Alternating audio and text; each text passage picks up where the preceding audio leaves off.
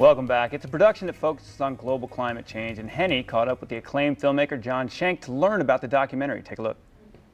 It's a film that follows former Vice President Al Gore as he continues his tireless fight traveling around the globe to educate and inspire the next generation of climate champions. A behind-the-scenes discussion about why they felt it was time for a follow-up to the acclaimed documentary, An Inconvenient Truth.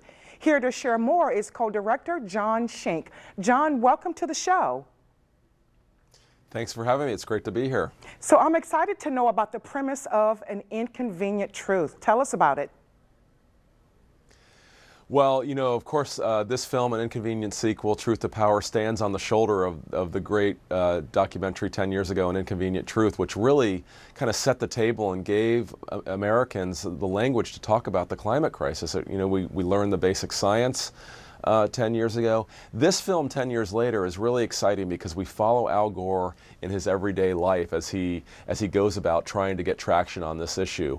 We follow him to meet scientists in Greenland, where you learn about the latest and what's going on in the Arctic with ice melt.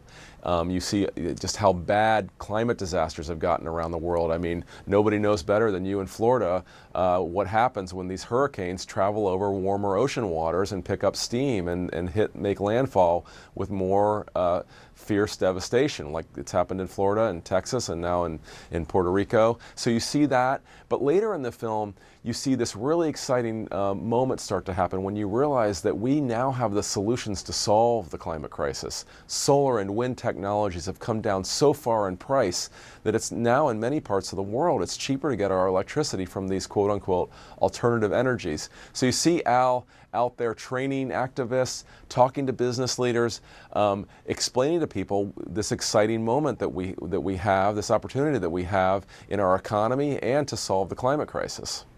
Why did you feel it was time for a follow-up from the first film? Well, two things really. You know, unfortunately, many of the predictions that the scientists have been making now for 10, 15, 20 years about the climate crisis are now coming true, and people around the world are noticing it. You know, we're noticing it in California, where these wildfires are devastating the state after one of the hottest summers on record, where all this brush dried out. We're noticing it in Texas and Florida, where the hurricanes are ravaging our cities along the coast. And I think everyday Americans are now kind of waking up to the fact that this is real. It's not some abstract thing that's in the future. This is affecting our lives now. So that is an important message to get out there.